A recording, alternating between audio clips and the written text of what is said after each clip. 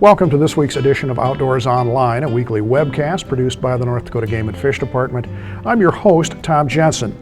Fall turkey applications are available. That's our topic this week. My guest is RJ Gross. RJ is an upland bird biologist with the department. RJ, how are things shaping up for fall turkey? Right now, things are looking okay. I mean, in the western part of the state, it's been pretty dry.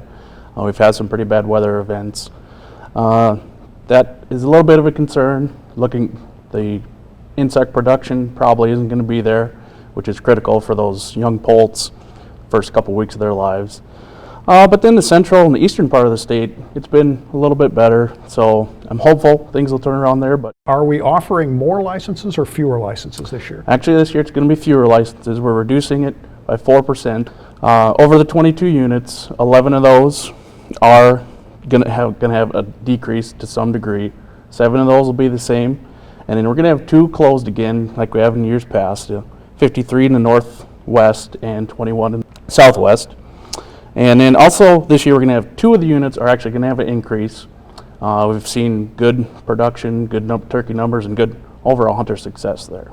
I would assume the obvious answer to my question, the reason we're giving out fewer licenses is because there's fewer birds. Right, exactly. And it's the thing of the weather and the habitat and, production.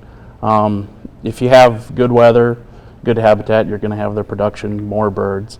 North Dakota isn't exactly prime turkey habitat. So, the turkeys are going to be where they're at, traditional places, rivers, things like that. All right, you kind of answered this question already, but why do turkey populations fluctuate so much? They go up, it seems like, some years. Mm-hmm. Some years they go way down. Does it have to do with habitat? Right. Right. There's a lot of factors that go into it, but I think the big 2 would be the weather and the habitat. You need to have a nice wet spring so you can get the insect hatch, which is critical for the poults, and then also habitat. If the habitat isn't there, you're not going to have the turkeys there. Right. You mentioned the weather when they're having their broods and things.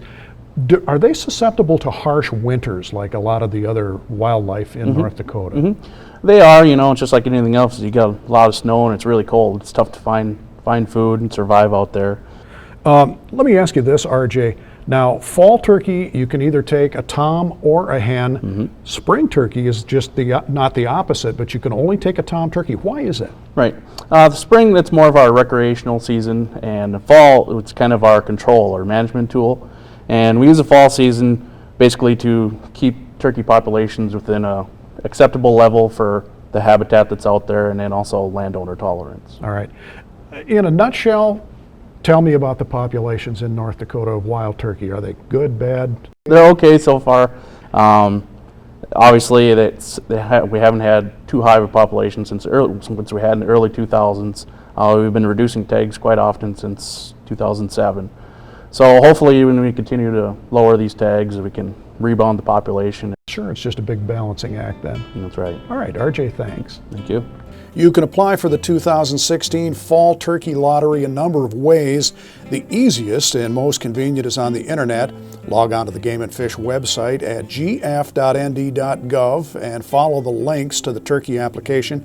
Fill it out, pay the application fee by credit card, and wait for the drawing. You can also fill out a paper application. Those should be available in late August or early September at licensed vendors and sporting goods stores across the state. Or you can apply over the phone by calling 800-406-6409.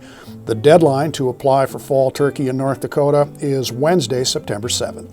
For RJ Gross and the rest of the staff here at North Dakota Game and Fish, thanks for joining us for Outdoors Online. We'll see you again next week.